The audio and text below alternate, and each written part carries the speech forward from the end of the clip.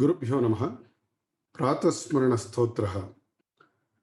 प्रातस्मरामि हृदि संस्फुरदात्मतत्त्वम् सच्चित्सुखं परमहंसगतिं तुरीयम् यत्स्वप्नजागर्सुषुप्तिमवैति नित्यम् तद्ब्रह्म निष्कलमहं न च भूतसङ्गः। प्रातर्भजामि मनसा वचसामगम्यम् वाचो विभान्ति निखिला यदनुग्रहेण यन्नेति नेति वचनैर्निगमावोचम् तं देवदेवमजमच्युतबाहुरर्घ्यम् प्रातर्नमामि तमसा परमर्कवर्णम् पूर्णं सनातनपदं पुरुषोत्तमाख्यम् यस्मिन्निदं जगदशेषमशेषमूर्तो रज्ज्वाभुजङ्गं इव प्रतिभासितं वै। Hari Om, Shri Gurubhyo Namaha. Pratasmaranam shlokas, a set of 3 shlokas have been composed by Adi Shankaracharya, which has summarized the entire Vedantic teaching. Chanting of these verses in the early morning will be a form of a Nidityasanam, which will give us Jnana Yogyata, which will get us a guru and help us to attain Parama Purushartha or Moksha. Nidaye Sarva Vidhyanam Dishaye Bhavaroginam Gurave Sarva Lokanam Dakshina Murtaye Namaha. My profound salutations to my Guru, Shri Swami Paramarthanandaji. This talk is based on his talk on Pratasmarami. Early in the morning is a good time for all of us to count our blessings. The normal human tendency is to focus on what we do not have and feel miserable about that. Early morning is a good time for us to count our blessings. The normal human tendency is to look at what we do not have. We need to be trained on focusing on what we have and be grateful to it. The advantage of being grateful is you can never be grateful and miserable at the same time. So whenever we count our blessings, we are grateful. Whenever we are grateful, we are happy.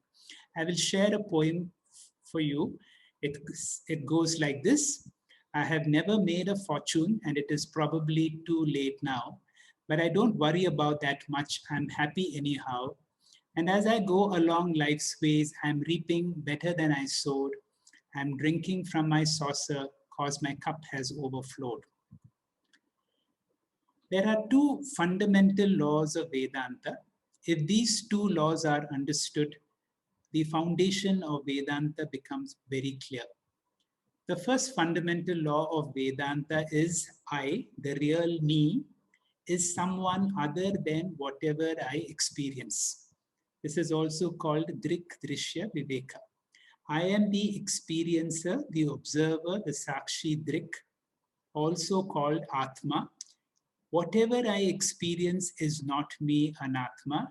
That includes the whole world of my experiences, also this body and mind which I experience. So the first principle is I am someone other than my body and mind and everything else that I can experience. The second fundamental principle, and also a mind-boggling principle if we understand clearly, is that all attributes that I experience belong to the object of my experience. I, the subject, the Sakshi, the real me, is Nirguna, and it has no attributes. I have no attributes. I have no attributes in time, which means my body has a certain date of birth, but I have been there from the very beginning. If there is a beginning, I will continue to be there till the very end if there is an end. That means I am not limited by time. I am Nityaha.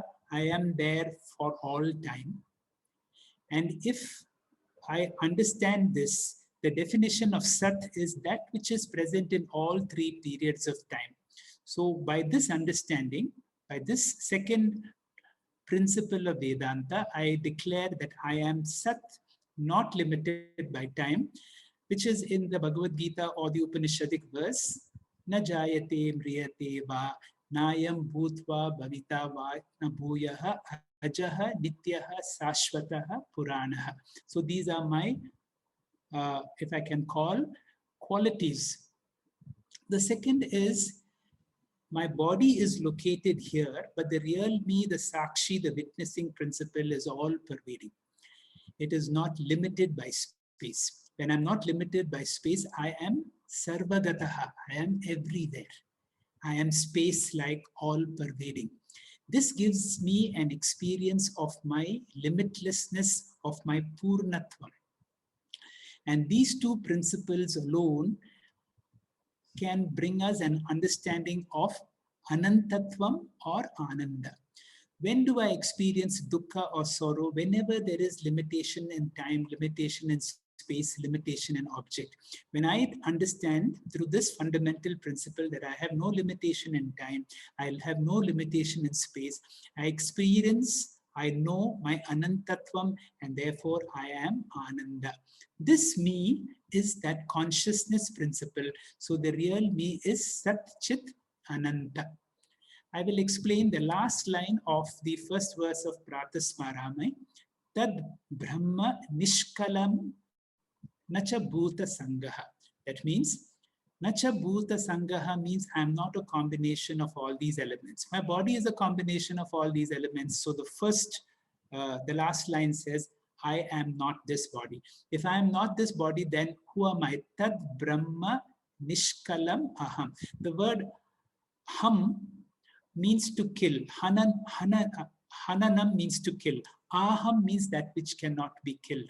The real me is that which cannot be killed. Nishkalam. This has come from the Mundaka Upanishad. Kala means components or parts. The real me, the Atma, the consciousness principle cannot be divided into components or parts. I am that Brahman. In the first verse we spoke about, I meditate on the Atma Tattva. The last line talks about myself as Brahman. So we have Jivatma, Paramatma, Aikyam in this last line of the first verse of Pratasmarami, which means the consciousness principle in me is the same as the consciousness principle in you, which is the same as the consciousness principle in Paramatma. And I identify myself as one with Paramatma. The third line goes as Yat Swapna Jagrata Shushupti Avaiti Nityam, which means Avaiti Nityam. I constantly experience my mind because I function through this upadhi, this instrument of body mind. And this mind goes through three avasthas or three states. One is right now I am awake, and this is called the Jagrat Avastha. I am aware of my waking state. When I fall asleep and begin to dream, the Swapna Avastha, I am aware of my dream. And when I go to deep sleep, when I'm in deep sleep, I do not experience anything. But when I wake up, I know for certain I have slept well, which means there is a fourth entity, which is in and through all the three. That fourth, which has no name because it has no quality, is called the Turiyam. The Turiyam is not a separate state. It is that Sat Chit Ananta Tattva, Atma Tattva, which is in and through all these three states. So that is the meaning of Yat Swapna Jagrata Shushupti Avaiti Nityam. The first line goes, Pratasmarami Hridi Samspuradatma Tattvam. early in the morning, which is the best time for me to count my blessings and become aware of that wonderful Atma Tattva within me, which is located within me. Here the verse is Hridi Samspurat, which means it is constantly evident as I am in my heart, which really means in my mind. It is self-evidently present. That means to know I am, I don't need any instrument of knowledge. If I need to know if anybody else is there, I need to see, I need to use some instrument to find out if somebody else is there. But to know I am, this Atma Tattva is self-evidently experienced. The whole aim of Vedanta is to turn our attentions from the objects of my experience to the experiencer, the subject. So early in the morning, when I meditate, when I become aware of this wonderful consciousness principle within me, what I need to do is the rest of the day, I need to become aware in and through every experience. Am I aware of the experiencer because of which I'm able to experience all these? And what are the attributes of this Atma Tattva? Although it is Nirguna, it is of the nature of Sat Chit Sukham Paramahansa Gatim Turiyam. When I say I am Nirguna, I have no attributes in time, as I already described. Therefore, I am Sat. Because I have no attributes in space, I am all-pervading. I am Ananta. And because I am Ananta, I experience Ananda, and which is brought out here as Sukham, which is also Purna. And by nature being of consciousness, so my real nature is Sat Chit Sukham. Paramahansa Gati means this is the goal of the highest seekers, those who want to seek the highest. They are called Paramahansa Gati. So if I have to summarize the first verse, early in the morning, I meditate on that Atma Tattva, the real self within me, which is of the nature of Sat Chit Ananda, which is the goal sought out by the highest seekers like Paramahamsa Sannyasi, which is the fourth, because which is beyond waking, dream, and deep sleep. That is the witness of the three states of consciousness: waking, dream, and deep sleep. I am that non-divisible Brahman, and I am not a combination of these five elements. We will now go to the second verse, first line, Pratar Bhajami Manasa Vachasa Agamyam. Early in the morning, I meditate on that Atma Tattva, which is inaccessible to my mind and speech. But because of that entity, I am able to speak and you are able to listen. It is that entity because of which everything becomes possible. Let us reflect again on what is this Manasa Vachasa Agamyam. Through any instrument of knowledge, this Atma Tattva can never be known because it is the ultimate subject. It is not available for objectification through any instrument of knowledge. Any instrument of knowledge like my eyes, ears, and my mind are called Pramanam. It is agamyam. It is inaccessible. It is unknowable through any instrument of knowledge. If this Atma Tattva cannot be known through any instrument of knowledge, then how do I know this Atma Tattvam? I don't need any instrument. If there is one thing to know I am, this subject I am does not need any instrument to know. To know anything else, I need my mind and sense organs. To know myself, I don't need. That entity which does not need any instrument to know, that means even in a dark room, I will know about my existence. Objects will come and go. The observer, the Sakshi, is always there. And that is why this key verse of the Kenopanishad is something that we need to reflect every time. And the Pratasmarami should remind us of Pratibodha Viditam Matam. In every experience, can I be aware of the experiencer, the Atma Tattva within me? The next line says, Yam neti neti vachanai nigama avochan. Now, if Vedanta cannot reveal the real me, then what is the role of Vedanta? Now, the real me is always evident, but then there is a problem because of Maya, because of avidya, because of ignorance. I tend to superimpose this body mind limitations on myself, and therefore I have a false idea of limitations. The whole role of Vedanta and Guru and Shastras is not to reveal the real me, which is always evident, but to tell me that all these things which I identify myself with is not me. And that is how the Upanishads and Vedanta say, Neti, Neti. I am not this, I am not this. Mano buddhi hankara chittani naham. And once I go through this process of negation and negation, I come to the Atma Tattva, Chidananda Rupaha Shivoham Shivoham. The next line says, Tam Deva Deva Ajam Achyutam Ahur Agrayam. What is Deva Deva? Deva means light. Deva Deva means the light of all lights. In the Upanishadic words, it comes as Jyotisham Api Jyoti. Deva also means sense organs. For example, if I have to see the screen, I need my eyes. But my eyes are illumined by another principle, that is consciousness. So the consciousness is the Deva of the Deva, also called Mahadeva. Shiva is called the Mahadeva as the principal god, is the Lord of all the lords.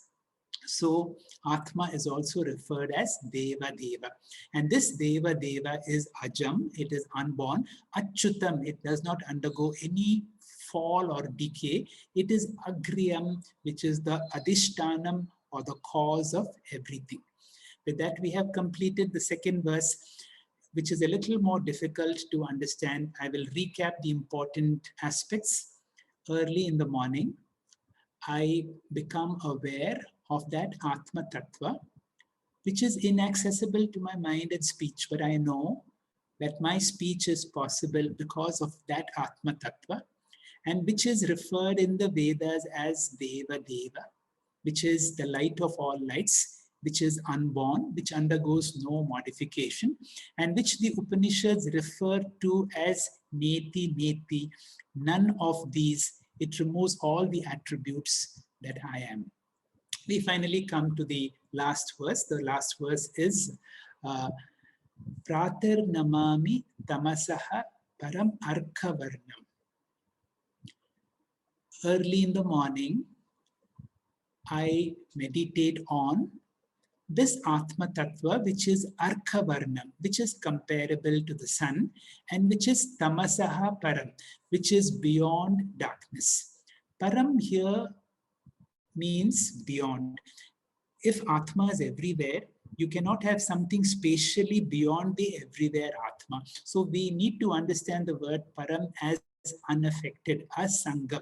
You can say that like this person is beyond corruption. He is not affected by corruption. So Atma is unaffected by darkness. What does that mean? That means darkness or ignorance cannot completely cover Atma. Maya or avidya can partially cover Atma. But Atma has got another aspect. For instance, the light cannot illumine darkness. The moment light comes, darkness disappears. But this light of consciousness can illumine ignorance. For instance, there are many things I know. There are many things I do not know. But I know that I do not know. And this is how the Atma can illumine darkness. And that is the meaning of Tamasaha Param. Arkhavarnam means it is like the sun. It is self-effulgent. It is self-evident. Sanatanam, it is there for all time.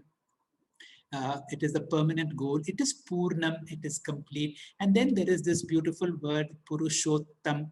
Purushottama, which reminds us of the essence of the 15th chapter, where Krishna says that in this world there are two Purushas, Kshara and Akshara, the manifest and the unmanifest. Then he describes there is one more called the Uttama Purusha, and recognize yourself that the Atma Tattva to be Purushottama or the Uttama Purusha. And finally, we conclude, Yasmin idam Jagad Ashesha Ashesha Murtu. This entire world, Pratibhasitam, it appears Ashesha Murti. Ashesha Murti means this is the Adhishtanam. How is this whole world as the Adhishtanam on the Atma? And then we have the famous rope snake example. Rajvam Bhujangam Iva Pratibhasitam Vai. Just like there is no snake separate from the rope, there is no universe separate from Atma or Brahman. Mistaken rope because of partial illumination appears as a snake. Mistaken Brahman because of avidya becomes the universe. To summarize, the whole Vedantic teaching begins by Drik Drishya Viveka. Drik Drishya Viveka, the first student is taught to say that I am the Atma and everything else that I see is Anatma. By doing so, you have created two, and wherever there is two, there is a problem. The Anatma can become a problem. And in the final stage, we need to resolve the Anatma into the Atma. And this prakriya is called the Karya Karana Sambandha. I need to see that the Atma is the cause, just like the gold, and everything else, the Anatma is the effect, like ornaments. I need to see that the ornaments are not apart from the gold, which is the Karanam. Finally, I'll conclude the last verse as early in the morning, I bow down to the self, which is resplendent, which is self-evident like the sun, which is tamasaha param, which is beyond ignorance, which is infinite, which is eternal, which is the Purushottama. And it is upon this self, it is upon me, that the entire universe appears just like a rope appears on the snake. Finally, there is a Palashruti which says, Idam Punyam Shlokatrayam. These three verses are very sacred because they deal with the Atma. Lokatraya Vibhushana. They are the greatest ornament on the three worlds. And if I'm able to chant these verses in the early morning, and if I'm able to meditate on them, such a person will attain to Parama Purushartha, the highest goal of moksha. Om Shri Gurubhyo Namaha. Harihi Om.